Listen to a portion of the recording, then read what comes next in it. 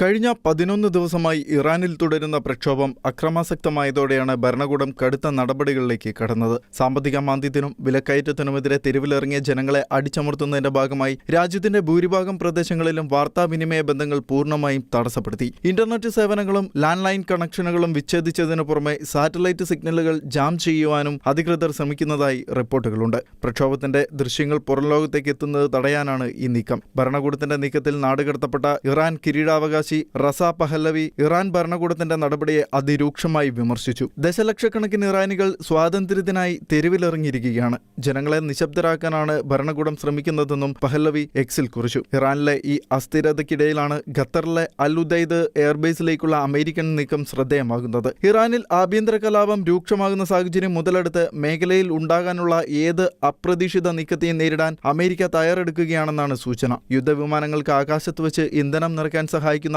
KC-135R സ്ട്രാറ്റോ ടാങ്കറുകളുടെ സാന്നിധ്യം ദീർഘദൂര ആക്രമണങ്ങൾക്കുള്ള അമേരിക്കയുടെ ശേഷി വർദ്ധിപ്പിക്കുന്നു. ആക്രമണങ്ങൾക്കായി പോകുന്ന വിമാനങ്ങൾക്ക് കൂടുതൽ ദൂരം സഞ്ചരിക്കുവാൻ ഇവയുടെ സാന്നിധ്യം അത്യാവശ്യമാണ്. ഇസ്രായേലിനു നേരെയുള്ള ഭീഷണികളെ ചെറുക്കുവാനും നിരീക്ഷണം ശക്തമാക്കുവാനും ഈ വിന്യാസം സഹായിക്കും. ഒരു വശത്ത് ജനതയുടെ പ്രതിഷേധത്താൽ ഇറാൻ ഭരണകൂടം വിയർക്കുമ്പോൾ മറുവശത്ത് അത് മുതലെടുക്കാനെന്നവണ്ണം അമേരിക്കൻ പടക്കപ്പലുകളും വിമാനങ്ങളും ഗൾഫ് മേഖലയിൽ നിലയുറപ്പിക്കുകയാണ്. മധ്യപൂർവേഷ്യയിലെ അമേരിക്കൻ സൈനിക നീക്കങ്ങളുടെ പ്രധാന കേന്ദ്രമാണ് ഖത്തർ. മധ്യപൂർവേഷ്യയിൽ എവിടെയും അതിവേഗം സൈനിക ശക്തി പ്രകടിപ്പിക്കുവാനുള്ള യുദ്ധവിമാനങ്ങൾക്ക് തടസ്സമില്ലാതെ ദീർഘനേരം പറക്കുവാനുള്ള സൗകര്യം ഒരുക്കുവാനുമുള്ള സർവ്വസന്നാഹവുമായാണ് അമേരിക്ക എത്തിയിരിക്കുന്നത്.